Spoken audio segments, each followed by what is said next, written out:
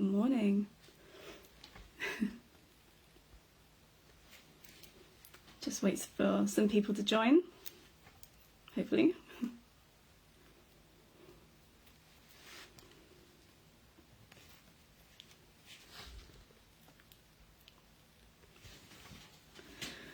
It's pretty early in the morning for people, so I'm hoping we get someone. Oh, we've got two. Good morning, everyone. So, my name's Lucy. I've been a dog trainer for, that's since 2016. I got into it when I lived in New Zealand. I worked as a nanny and on a dairy farm. I wanted to actually become a teacher for humans. Turns out dogs are much, much better. So today I'm going to be talking about building up relationships on walks with your dog and the types of things you can do and games you can play to enhance that really strong relationship with your dog.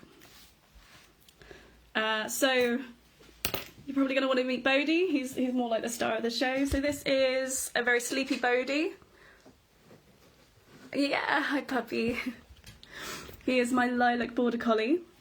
He's 3 years old, and he's a rare colouring as well. Lilacs are pretty rare in border collies. Oh, he's going to come say hi. Can I come up? Oh, he's doing a big stretch. He's not a morning dog either. Come up. There we go. Hi, puppy. There we go. Good boy. Hi, everyone. Right, you going to go back to your bed? So let's go straight into it. So I tend to categorise having walks into 3 sections. So 3 different types of walks. So we have our training walks, which are basically training walks. So things that we're going to focus on, have a plan and an action that we're going to take with it. For instance, I'm going to focus on recall today or hill work, and then we roll with it. So my training walks, they always have structure and they always have like a plan. So I'm not just going in to wing it. Which is my next walk, which is winging it walks, where you really literally just wing it. So it can be whatever takes your fancy, whatever kind of mood your dog's in. So if your dog is in a really kind of hyper mood, then let's do some hyper recalls. Let's do some like really good fun stuff. If your dog's in a kind of chill out mood, then we just do something simple. Like it's all about your mood and the dog's mood. I find the wing it walks are probably one of my favourites. It can be really fun and really relaxing to just go with the flow of however you and your dog are feeling. And then we have our decompression walk. So our decompression walks are probably really important to our dogs. So these are the ones where we can just let our dogs be dogs. So many people don't just let their dogs be dogs essentially and just let them sniff and wee on everything if you're my dog, boys. And just let them find out all the information and not rush them. I think dog owners seem to have this kind of impression in mind that they have to march their dog, and if they stop and sniff it's annoying and they just want to get to A to B, but really just letting your dog have that decompression walk and just letting them just be a dog. Let them sniff, let them wee on everything, look at things. It's their walk, and I think a lot of people lose contact of that it's the walk is for them. I mean, it can be for us, but it's mainly for them to kind of see the world, check into the sniffing Facebook or sniffing where everyone's been, and enjoy themselves, obviously get some exercise and some stimulation. So I tend to go, if I'm going to do a wing it walk or a decompression walk, it's normally an A to B walk. So maybe I will start at the canal and then the other end of the canal. But if it's a training walk, I tend to walk to somewhere where I find is a good area to settle down. I'll put my bag down, I'll get a water bowl out, get my toys or treats, anything, and we just stay in that proximity. So we might have a radius where we pretend it's an imaginary bubble and we're just going to train in that area so that we can just be in that area training. So all sorts of things, so like recall, lead walking, a bit of tricks, some boundary training. We're not walking anywhere, but we're using our brains. His brain, my brain actually. So it becomes really enriching to me and the dog because we're working together as a team, as well as getting that kind of absorbing the environment, getting all the information from the sniffs, and lots of breaks in between with playing and toys. Whereas a wing it walk tends to be more kind of walking along, taking in the environment, doing little bits of training. And decompression, could just, who knows where we'll end up there.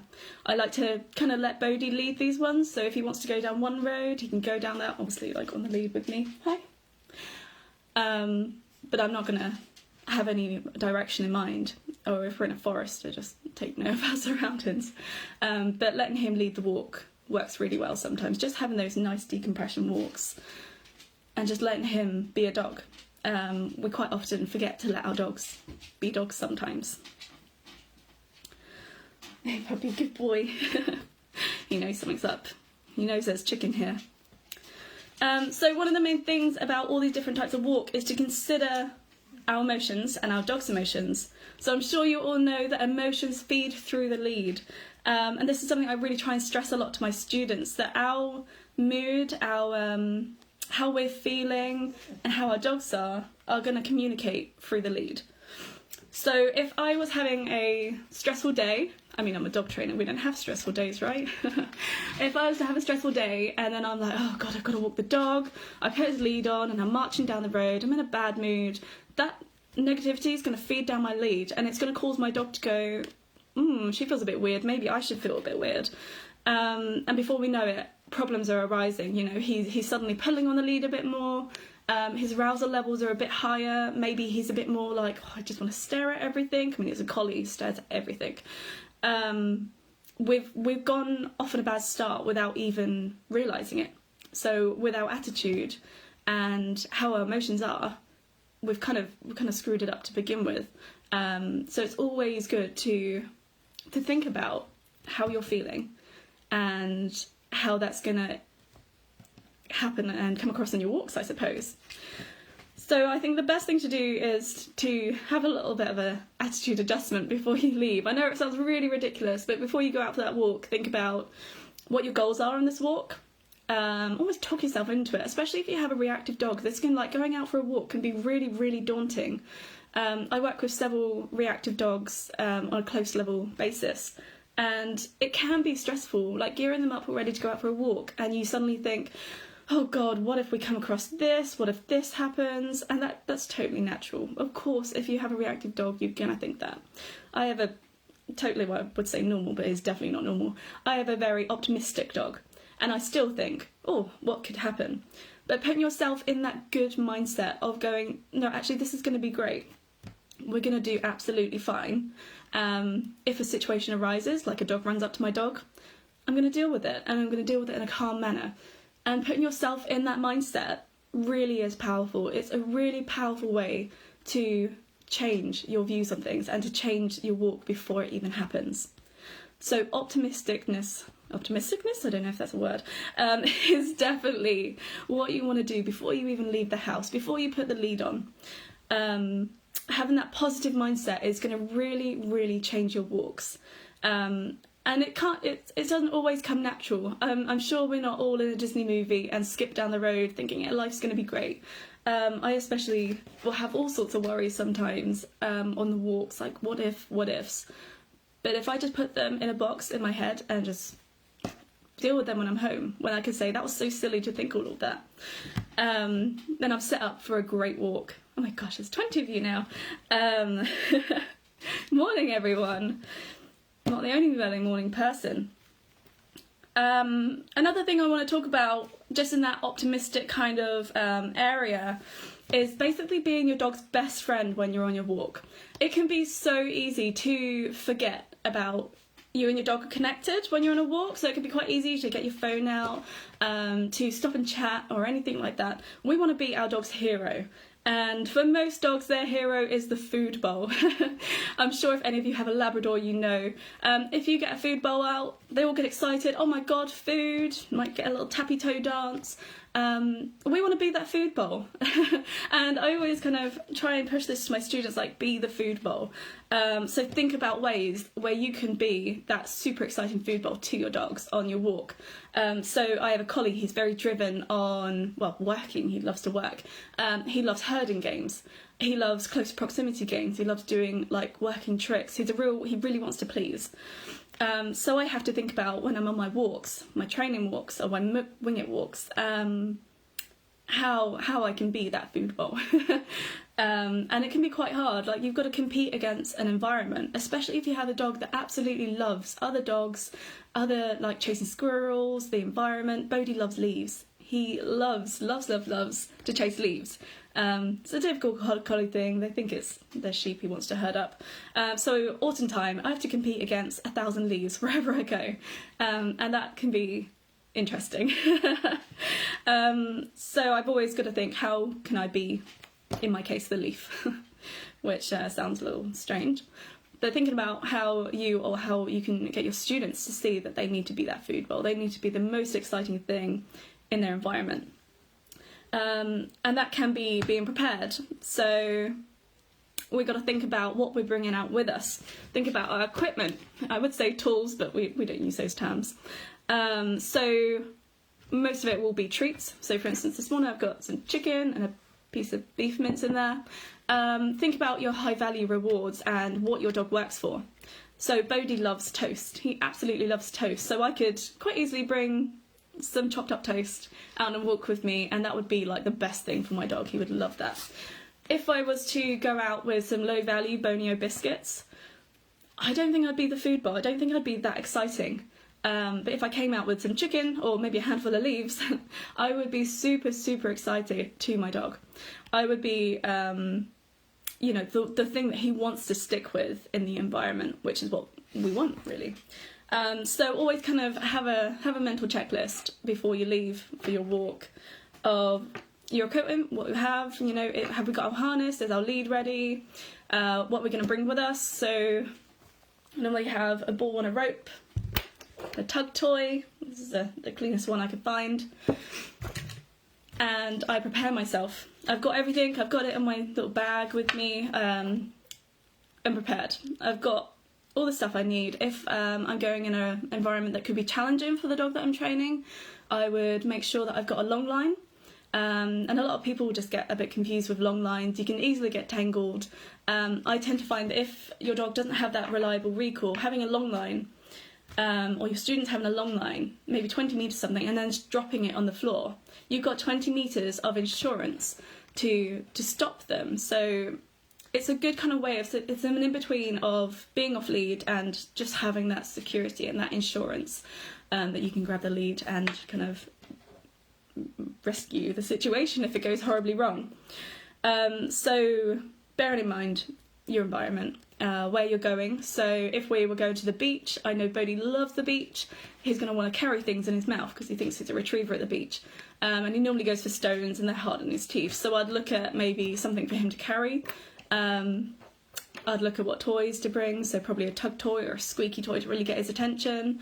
And I'd look for treats that are easy for him to find, easy for him to get, like not something wet that's going to get stuck with sand all over it. So I'm always being prepared before we go out. Be the food bowl. While we're on the subject of toys, I wanted to talk about balls. So you notice I have the ball and a rope, or a loopy thing. I'm a big I have a collie, and if you have a collie, then I'm sure you know tennis balls are the be-all and end-all to collies. They absolutely love them. I tend not to bring a tennis ball on my walk. I very occasionally have one, depending on what we're working with.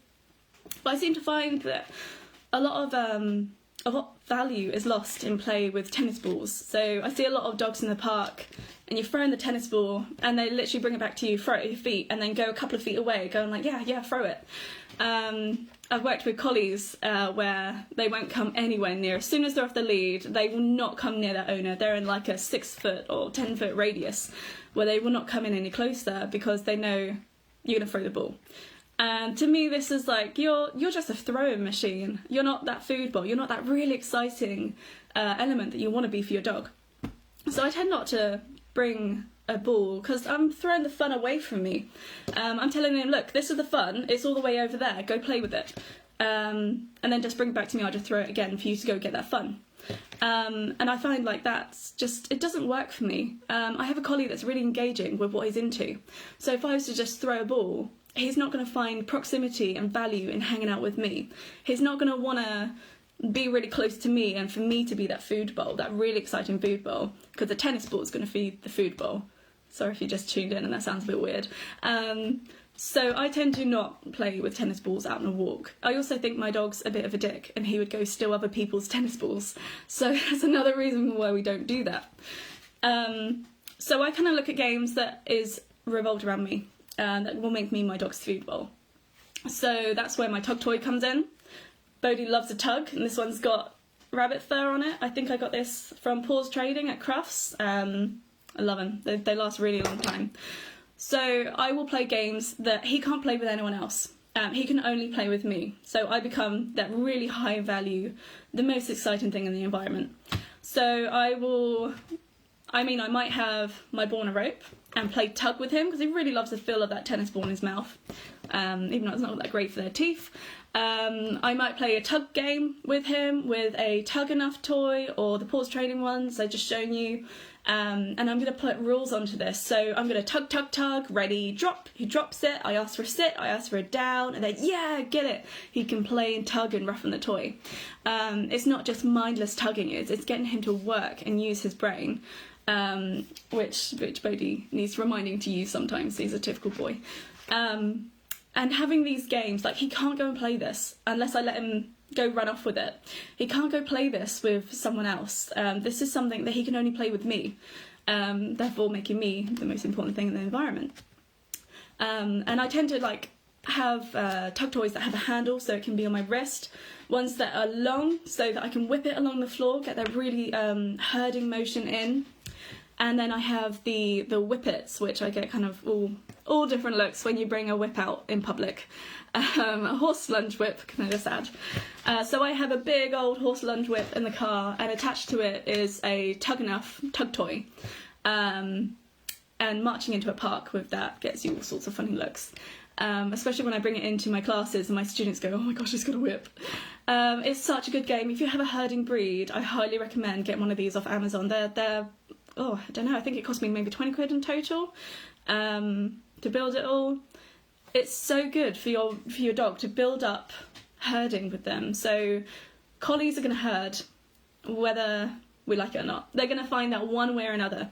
So if we enchant that and use that to their advantage, so if we say we can play the herding game, you don't need to go round up that group of football children or that group of dogs, like we can play herding together. But if you fulfill that need, they're not going to want to, they're always going to want to do it, but they can do it with you rather than go and choose somewhere that's inappropriate to go do it.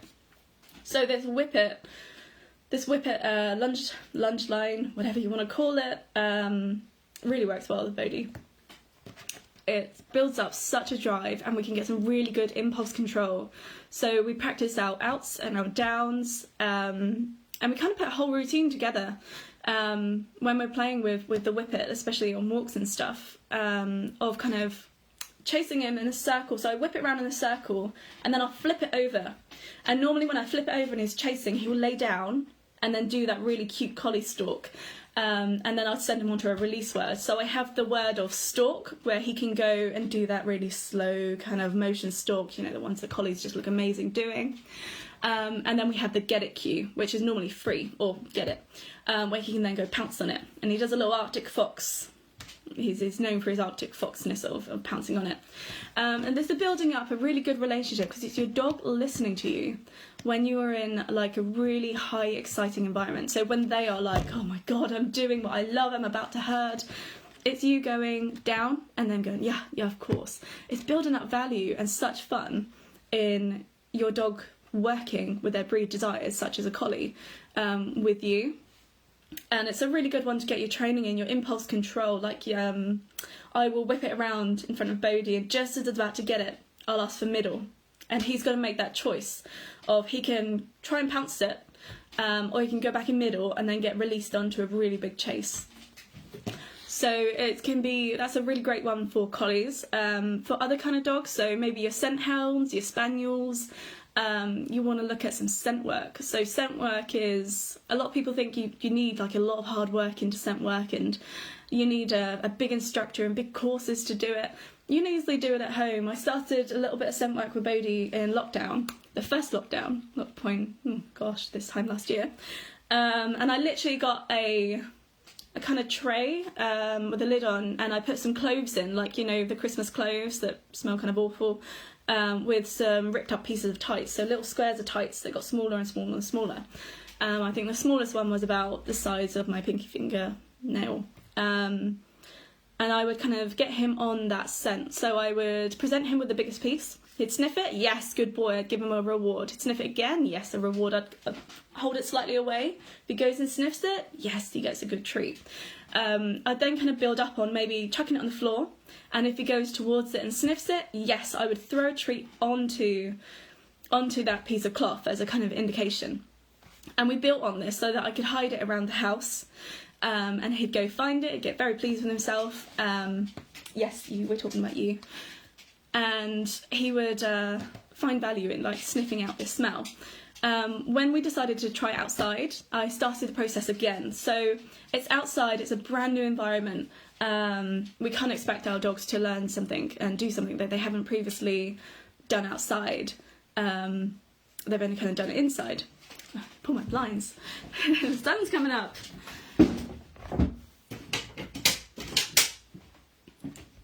There we go. So I kind of built on it of bringing that scent in the garden and then bringing it out on our walks. It's not particularly one of Bodhi's favourite things, but spaniels and any kind of scent hounds, it's such a good game to play. You can quite easily train it to be one of their favourite things to do with you out on a walk. So you could... Why are you moaning? Come up. You gonna come up? There we go, he wants to come say hi. So you can have your dog in a sit-stay while you go and hide a scent somewhere and then send them out to go search it. Or if you're really prepared, you can go and hide it the day before or something like that and then let them come and find it themselves. You can do this with a toy as well. Maybe your retrievers would really enjoy doing go find the toy. And it just brings value into your walks. Having an idea of what you're going to go for and how you're going to do it really puts that value onto your walk. So it's all about planning it beforehand. So that's why I don't really like tennis balls on walks. I want to be that exciting food bowl. Okay, what have we got next? I've got my notes in front of me. So then we've got our reward delivery. So with our rewards, obviously we have several different ways of giving those treats. This is going to be Bodhi's favourite part because he's going to hopefully show you how to get these treats. And this applies to all different trainings. So one thing I like to do with all my students is kind of teaching different ways for treat delivery. So we have just given it to them straight, where we just give them the treat in their mouth. That's a good one. Some dogs really, really love that. We have catching, where we're going to chuck it and they're going to catch it. This is Bodhi's favourite method, I'd say. Not sure if he's in a catching mood. We will give that a try. So yeah, let's get him up. Bo, you gonna catch? Ups.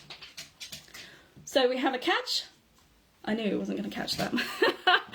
So we have a catch where we can throw it into their mouths, and a lot of dogs, are you going to find it? It's there. A lot of dogs do need to learn to catch. Some are just natural born catchers. We have a slow motion where we can go ready, yes, good boy, where we really slowly build up that drive, ready, yes, and then reward into it. So this builds up a lot, ready, wow, oh my god, there's a good treat coming. I wouldn't do this if your dog jumps up. Then we have the toss, where we literally will chuck the treat afar. This is one of Bodhi's really rewarding ones as well, of going and chasing and hunting down that treat. It's a good one for dogs using their nose. And then we have like a rapid reward, where we have lots of tiny ones in our hand. If I just shut up the chicken. You coming up?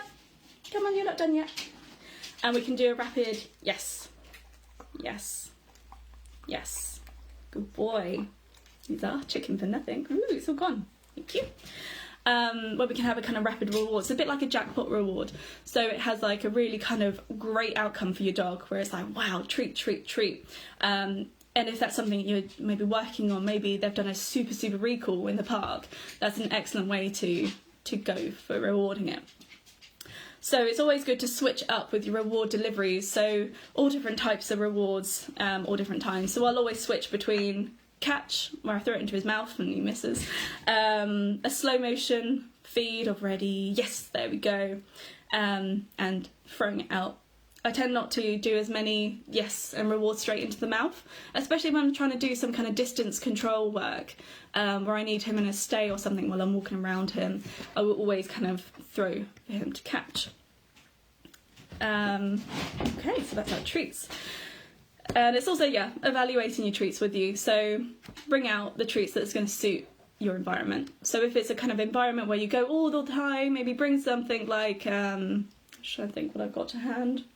Oh, I've got nothing. A kind of semi-high value treat, so a medium value treat. So maybe like a Nature's Menu, they're soft, squishy ones, or some freeze-dried Nature's Menu treats. But for our super busy environments that we're going to walk in, for our, like, for instance, Bodhi and the beach, I want to get the good stuff. I want to bring chicken, I want to bring maybe some raw food, some really tasty ham, the cheese, bring out the cheese. I want to get that really, really good stuff that he's going to go, oh my god, that is the best thing ever for. Remember, be that food bowl, be that really exciting thing for your dog. And if your dog isn't food motivated, we look at our toys, or what does motivate them. So I find a lot of dogs that aren't really food or toy motivated, bending down and doing your best dog mum voice, the, oh my god, you're so cute, your really squeaky voice, really gets the butt wiggles, really gets them going, oh wow, that's me, I'm the good dog. Also waving hands around, so wow, come here, really, really kind of using your body. Some dogs love that communication. I think my human's so goofy, look what they're doing. Can really kind of enrich your dog. So now we have the no nagging rule, which is again probably one of the most important things that I want to kind of stress to you all, is the no nagging rule. So I tend to go for the 1 minute off. 1 minute on, sorry. So 1 minute of training, continuous training, and engagement with me, and then 5 minutes off. So that's 5 minutes to be a dog. So he can just go do whatever he wants. If he's off lead, he can go and sniff, he can go mark, he can go, I don't know, chase a leaf, my dog. But that 1 minute, I ask for engagement. And 1 minute isn't a long time. It might be something if you have a very highly aroused dog that you need to build up on. But I find 1 minute of just training, of just being with me, relationship building. So if he's on lead and we're walking along the street, that might be 1 minute solid of some hand touches, some nice lead walking by my side, some eye contact, and then 5 minutes of just letting him reach the end of the lead, sniff, wee on every lamppost possible, and just be a dog. And if it's, if we're off lead in a park, it might be 1 minute of sit stays, of go and find an scent. It might be a minute of recalls, some tug play. It's just 1 minute of engaging with me, and it doesn't have to be a huge deal where you have to absolutely be Reginald and know exactly what you're going to do. It just needs to be 1 minute of just you and your dog being together and training, and then 5 minutes of letting them be a dog. See in the comments here, do you allow him to go off and sniff? Yeah, so Bodhi loves to sniff. Bodhi definitely loves to sniff. I actually have the sniff on cue. So when we're off lead kind of thing, this is also a different way to reward your dog. So you can ask that, sit down, stand, whatever you're doing, and then go, okay, go sniff. And send them off to go and sniff. And that, for a sniffy dog, that's a really good reward. Sometimes even better than food. And I did this by kind of, I trained this at home to start with. So I would have a treat in my hand, and I would ask for a sit or a hand touch or whatever I'm going to ask him to do, and then throw the treat and say, yes, go sniff. But I would then do that again and throw an invisible treat, just throw air and say, okay, go sniff. And if he'd look at me like, Mum, you're stupid, I saw you not throw anything, I would kind of point to the floor and go, wow, look, are you going to sniff? And when he does that sniff, I would click and reward it and go, yes, that's exactly what I want. So I'm putting the go sniff on cue to kind of say, this is what I want you to go do, you can go sniff. But it's so important to let them sniff. It's how they communicate with the world. I'd never restrict any dog from sniffing. So yeah, he definitely has sniffs on walks, and he usually comes back with mud in his nose. How do you resolve this when you walk two dogs? Engage in time. Yeah, so I actually did a live on my Instagram last night about this. of how to keep two dogs engaged. So I would train a absolute solid stay, so that we have one dog in a solid stay, sitting there all proud, while we train the other, and then release and then swap. A good thing you can do is get a little square of vet bed or something, or maybe a bath mat, and teach that as a boundary, so that we kind of stay on that boundary bed. And you can reinforce that of, the bed is the best place to be. So it's more like a parking space. So you can go and park one dog while you train the other. And I would really keep that 1 minute on, 5 minutes off rule going there, so that we train one dog for 1 minute while the other's on their boundary. And then we go, okay, we're going to switch it up. Maybe all have us play, all have a sniff, and then pop the other dog in their boundary and work the other dog. So there's always kind of not too much of them to get bored of. It might also be worth having a Kong or a licky mat or something, or a chew or something for the dog on the boundary to enjoy. So it's not like, we don't want to make it a punishment for them. So that they have a boundary to chill out on. There's a fun parking space where they can just park their butts, watch you train, knowing their turn is going to be a minute. And this is another way of that 1 minute on, 5 minutes off works so well, of just not stressing your dog that they have to train for like an hour, because it can be so easy to slip into that routine of like, yeah, we're doing great, wow, this is great, we've done a minute, but you know what, we can do another. And before you know it, you've been training for half an hour and your dog is like, oh, yeah, let's do more. But you might lose their interest, or they might go, oh, do you know what, no, this is actually quite boring. We want to keep it nice and short and sweet. And this is also to keep our energy up, to keep us engaged with our dog. So it can be quite easy for us to not look at their body language, to not realise how they're feeling. And if they've had enough, for instance, like, are they starting to have a grimace on their face? If you've been doing like real intense work and they go, okay, I can do it, I can do more. So Bodhi will he will just keep on going. He will keep on going. If he gets stressed, he'll keep on going, because he loves to please. So I have to take into consideration that I don't want to overwork my dog and for him to feel he has to train with me, because he just wants to please all the time. I don't want him to be put in that situation where he feels like he has to keep on going. He is a collie, he'll go on forever. And that 5 minutes, so if I'm somewhere off lead with him and I train for that 1 minute, I'll kind of end it with a game. So I'll either end it with a tug game and then, off, out, whatever, go sniff. Or I'd kind of end it on a good note. End it with something simple like a hand touch. So I'd ask for a touch and go, yeah, okay, you're free, go do what you want. And this is a really good point to have your release word of free or break, whatever you want to use. So it literally says, this is the end now. You can go be free, go have a tea break. So that 5 minutes, you have a clear message that the training with me is ended. Go do a dog, go be a dog, go do a dog. And you can go sniff. And when that 5 minutes is up and it's time to train again, tune in with enthusiasm. So like I said earlier, be optimistic, be that super person that's going to be like, oh my god, we're going to do the best thing ever right now.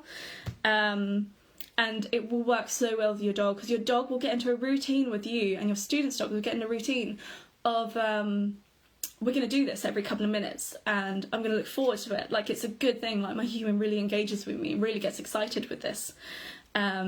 Training doesn't become a chore. So I get this so much with people learning lead walking, and they expect their dog to lead walk the entire time. Like, if you're walking for an hour or something, it's not realistic, especially for a young dog or an adolescence dog.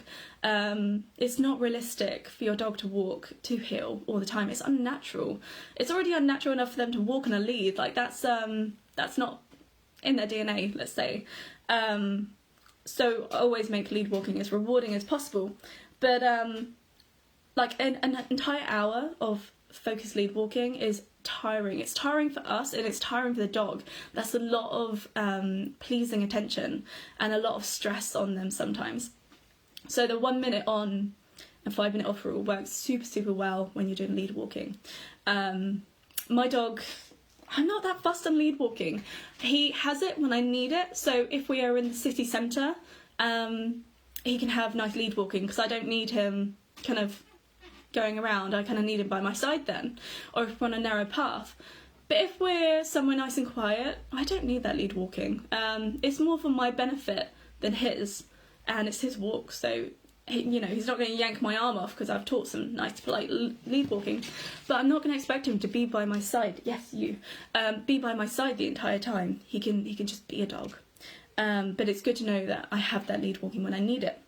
And again, that's another pick your environment. So if you're in a busy park or a dog park and it's full of dogs, like, you wouldn't expect a dog to walk by your side. It's so unrealistic.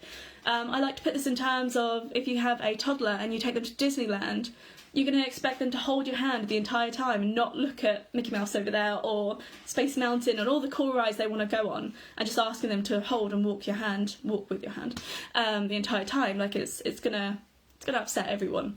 We want to go on those rides, but we also need a sensible kind of walking.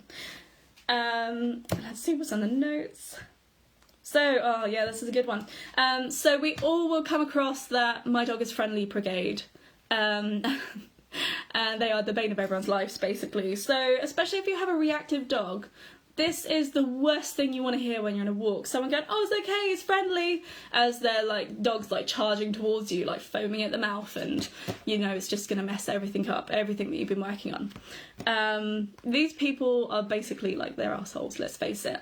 And they don't understand the damage that it can do, even to a friendly dog or a dog that's totally cool with other dogs. A dog rushing up to your dog when they're on lead can be so stressful. It's there's no escape for your dog. There's no, like, they're attached to a lead. They're basically tethered. So a dog being all up in their face can be a bit like, oh my god, this is overwhelming. Even for my dog, he loves everyone, but that's overwhelming. That's too much for him. So our dogs don't talk. Well, they do, but not to humans. So we need to be our dog's voice. And this is how we're going to be their kind of, their food bowl, their hero here. So you're always going to get those people that go from a distance. Yeah, it's friendly, don't worry. No, it's not okay. Literally be their advocate. So I tend to yell out, "Oh, sorry, can you call your dog back?" I'd be polite to start with. If they're going to ignore that and their dog's still charging towards me, I tend to put my dog in middle, so my dog is in between my legs, and I can kind of say, "Actually, no, Thuru, this isn't okay. Can you please call your dog back? I'm training." And I mean, you're always going to get those people. I mean, hopefully nice, polite people will go, "Oh my god, of course, call their dog back," because they have good recall, because why else would they be off lead? And we have no problem. But there's always going to be those assholes that don't care, and just think that their dogs are God's gift and that their dogs are going to cure your dog's anxiety. We get it all the time when I work with my reactive dogs. "I was okay, my dog's really good with other dogs." Your mine's not. Why would you let your dog do that? So having them in middle is such a good area, because I tend to find that you can have a hand on your dog's collar. But you can also kind of fend off the other dog. So if you have a very reactive dog that is going to get very, very, very stressed about this, you can kind of push the other dog, with your foot. And I'm not saying kick a dog here. I'm definitely not saying kick a dog. But you can defend your dog. You can also hold onto your dog and chuck a treat really far away for the other dog while you can make your great escape. And then you can also get vocal to the owners, like, "Look, I told you my dog's not okay. Please come and get your dog," or "I think this situation is going to stress my dog out." Really make yourself be clear. I see so many people that just are too scared to say anything or too embarrassed to say something. Like, no way, you've got to advocate your dog. You've got to tell them to stick it. One thing my tutor kind of taught me when I was training up is to say that you're not friendly with dogs. To kind of be like, "Well, actually, I'm not good with other dogs." And I mean, with me, I look like I'm 12 years old. So people go, "Oh, that's cute." But if you're a big stocky guy or something, that can really make people go, "Oh." Or if you can act kind of as, "Well, I don't like dogs," as possible. It kind of throws people off. So yeah, be your dog's voice, because there's always going to be those people that think that their dog can cure your dog. Let's have a look at the comments. Yeah, it's so many dogs struggle with this, with other dogs just rushing in, and dogs just, it seems to be other owners that let our dogs down, not us. So we're doing the best we can here, and I've had it before if I've been training Bodhi in a field, rugby field, and I think it was in the first lockdown, and this big Labrador came bouncing over to my dog, and as he was coming in, I kind of said, look, can you call your dog away? We're training. And they just kind of went, yeah. And I'm like, oh no, that's not what I want. And this dog got really overexcited with Bodhi, and he wanted to trying to hump him. And like be really like kind of like pinning him down, and I was kind of got a bit pissed at this point, saying like, look, this isn't okay, come and get your dog. Oh no, he's fine. And this guy would not come and get his dog, and I was getting really pissed off. I think I picked Bodhi up in the end, and I'm like 5'2", if that, and my collie's like 20 kilos, so I'm trying to pick up this collie, because I don't want my dog thinking that I'm gonna let these things happen to him. And you're always going to get people like that, so it's thinking about how, like, having that game plan before you leave, as we talked about earlier, being prepared of, if this situation arises, how can I handle it? So, you know, I can restrain my dog, throw a treat out for them. What's this in the comments? My dog is too big for middles. Any other suggestions? Yes. So let me see if I can position this so I can show you guys. I don't know how well this is going to work. Get my chicken. So for dogs that are too big for middle, I tend to teach side. Ooh, let me move this bed out of the way. So I will teach side, where he can go into my side, I can hold on, yes, good boy. For middle, legs. Obviously we kind of lure in, good boy. Oh, we like the chicken. But you can teach that side free. Bring them round. You can even pause it so that they stand behind you. You can put a word on this, so back or protect, whatever you want to be. Good boy. Let's see what we've got going here. My dog has ringworm might work. Yes, that's a good one. I have coronavirus, stay away. That's always a good one. The advantage of having big powerful dogs, they just shout, mine's not. Yeah, so if you have a little chihuahua, I'd move away from a chihuahua more than anything. Because Bodhi, when he sees other dogs, he has this big wiggly, oh my god, hi! Everyone just thinks like, oh, what a cute collie. But yeah, the ringworm, I like that one. I mean, yeah, I've always kind of say not to say my dog's aggressive, because then that's kind of setting you up for trouble, basically. Because if your dog was to bite someone, you'd say, they'd kind of go, well, you said he's aggressive. I'd always stick with my dog's nervous, or we're training. When Bodhi was a wee pup, I had a bandana saying training for him. And we'd always get people stop us and go, oh, what's he training for? And it's like, well, life, really. He doesn't need to be training for anything in particular. And this is where your warning leads or your nervous bandanas and things like that can work really, really well if you do have a nervous dog. This has gone really off topic. This has kind of turned into a reactive dog talk now. Let's have a look at my wallpaper. Yeah, I know, it's the best wallpaper, isn't it? I sit in here for all my Zoom classes and everyone loves my wallpaper. I think it was B&Q or Homebug, like one of the ones. Yeah, I think we should all use the My Dog's Got Ringworm. That's actually amazing. I love that idea. Okay, wow, we've been talking for 40 minutes and we've got 33 people here. Excellent. So close proximity games. I said there'd be games here. I don't have enough room to show you all the games, and I kind of don't want to mess that one up. But games that are close proximity to you. This is the best kind of game to play with your dog when he's off lead. So middle is a really good one, or like I said, for our big dogs, side or protect, as we reward them at the back of us. And I tend to like apply rules to this, so I might have them in middle, ask for a down, ask for a sit, ask for a touch, and then throw a treat out, yes, go get it. And then I trained middle as probably the first thing I ever taught him, so he has like a really good default middle. If I stand still for too long, he's like, yes, middle, yes, I do this, this is what we do. We can adapt our middle to walking, so we can walk backwards and forwards with your dog in middle, which is a really, really fun thing for us to do. And we can do our leg weaves, so the weaving in between as we're walking. This is all relationship building with you and your dog. So it's going to be a fun game for you guys. It's going to look snazzy as hell as well. But it's a really good engagement game because your dog is engaging in such close contact with you that you are becoming that food bowl. You're being that really exciting thing. And then we have spin. I find spin left, right is a really good one to engage in contact with your dog. and it's a simple thing to ask them for. We've got speak. So Bodhi's a pretty underconfident speaker. So he's not a barky dog. I had to kind of teach him to bark. So maybe as a warm-up, I'd ask for a speak. And the first one would be, woof. And then I go, come on, no, yeah, speak. And I go, woof. And I see him growing that confidence as he's barking. And then he's like, yeah, look at me, my butt's in the air and I'm wiggling and speaking. And then I've got the energy's right for me, my dog to train. Then we've got our bow or stretch. I always try and avoid the word bow. I remember teaching in my class to teach bow and saying to one of my students, how's your bows? He's going, well, I don't know, does it show? Like, it's not been great, to be honest. I'm like, bow, stretch, not bows. So always have a mind of that. If you teach him bow, change it to stretch. Don't make that mistake.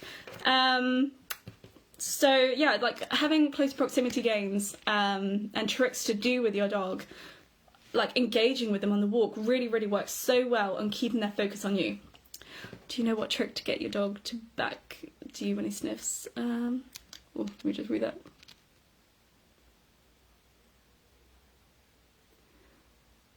Listening's not on the menu. I'd love to know what kind of dog you have there. So if he's not going to listen to you when he's sniffing, I would have him on a long line. So you have that thread to you, so that he can't catch onto a sniff and go, oh my god, there's a squirrel, I'm gonna go hunt it down, and your dog's lost. And having that kind of long line attached to you that string to connect you both, and to kind of, he's going to turn around at one point. I'd also kind of plant maybe something for him to sniff there, and once he's finished and looks back at you, throw a party. Oh my god, you're the best dog in the world! Throw down all your treat bag if possible. Like, really reward that check-in with you. I train a really solid watch with Bodhi, and it's basically just him turning around and looking at me. And it's probably such a useful tool for us when we're out and about walking. Like, it's such a good one to gain his attention, and I practice it all the time.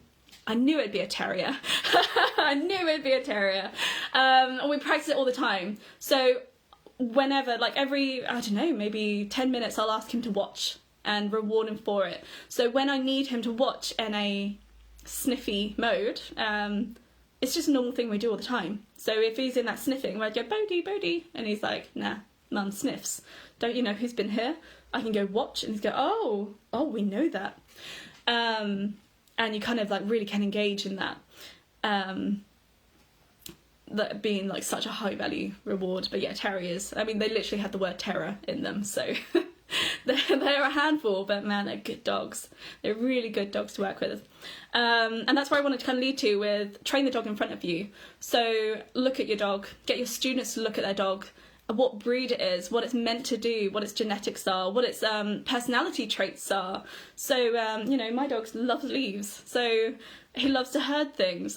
Taking this all into account of what my dog is and train the dog in front of you. Yes, you can watch people on YouTube, it's not advised, people on Instagram and TikTok and everything, and think like, oh wow, they can kind of do this, but it's really easy to lose track of what your dog can do and what your dog's limit is. Especially if you see someone in the park and their dog is acting absolutely perfect, and then there's yours being a complete dick, and you're like, oh god, why can't I be like that person? Train the dog in front of you. So you have your dog, and you and your dog are a team, so you've got to work out ways that it works for both of you to be that super team, where people will start looking at you and going, wow, that's really cool.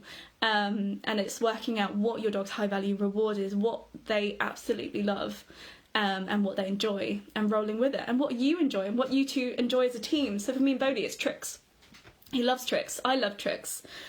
We do competitive obedience, so practicing our competitive obedience out and about, like our hill work or our retrieves and stuff, and then making it fun with some throwing in tricks and stuff works really, really well for both of us, because it's doing stuff we both love. And I think that's so important for your dog. It can be so easy for us to lose that contact when we're out and about of we're just walking. It can be really easy to zone out, but always being engaging with your dog and getting your students to be engaged with your dog works so well. And I tend to set goals. I think this is what I'm going to end on. Wow, it's been an hour already.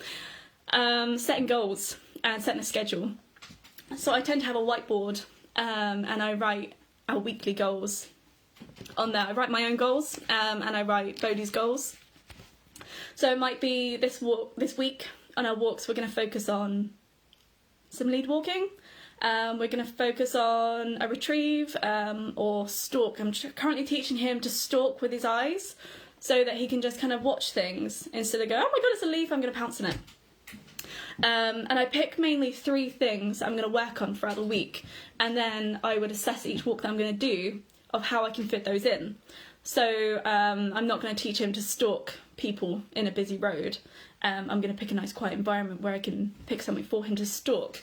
Same as I'm not going to do important hill work in a really, really busy environment when he's just had a huge play with a load of dogs. It's not the right time. I'm not going to get that focus. But I will practice hill work in maybe an empty car park. Car parks, especially at the moment, with a lot of things closed, training in a car park, an empty car park, please, is such a good way to take that bridge between training indoors and an exciting environment. It's a nice in the middle. So a car park doesn't have a lot of, hopefully, like fox scent or dog wee or loads of stuff for them to be interested in. So taking your dog to a car park, an empty one, especially like Sainsbury's on Sunday, or at the moment Jim's car parks are a good one because they're all closed. Morning, Sue! Is a really, really good one to go and do, and just to train different behaviours. It's a really good bridge between exciting, sniffy places and safe places to train.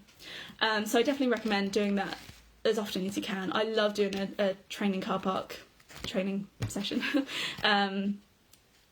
Stalking. Did you mention it earlier?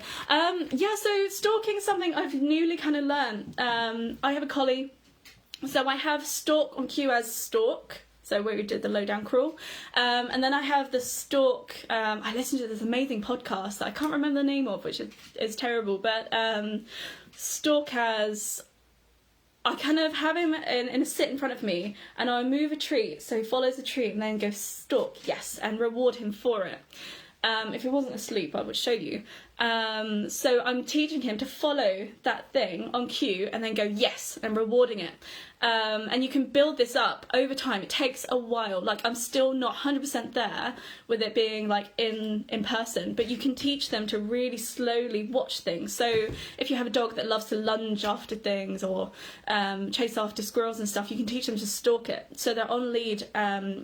Off lead would be amazing, but that's something to really build up, and that's some goals right there. They can on lead watch it, and then you go yes and reward them watching it. So you kind of teach that it's okay, because it's natural. You wanna stalk those things. You want to go pounce it, but you can just watch it, and I'm going to reward you for sitting still and watching it rather than lunging forward and going absolutely crazy for it. But if anyone wants to kind of dive into that a bit more, because I'm very aware I'm running out of time, feel free to message me, and I'll be happy to answer any more questions or explain anything anymore, because I'm not sure. Hopefully this is my first time ever speaking on a conference. So I think Kay Atwood does teach actually, but it wasn't her that I watched it from. This is my first time ever speaking, so thank you so much for being really amazing. There's been really interesting questions, and I think I'm just glad that people turned up. You gonna come say goodbye, Bray? Oops. Yeah, this is the real star of the show. This is who everyone really wants to see. Hey, puppy. Yeah, he gets his chicken. He's been a good boy. Right, okay, I've got to figure out how to end this live now. Thanks everyone for watching, and it's really great to be with everyone. And yeah, just any questions, please fire them over. Bye!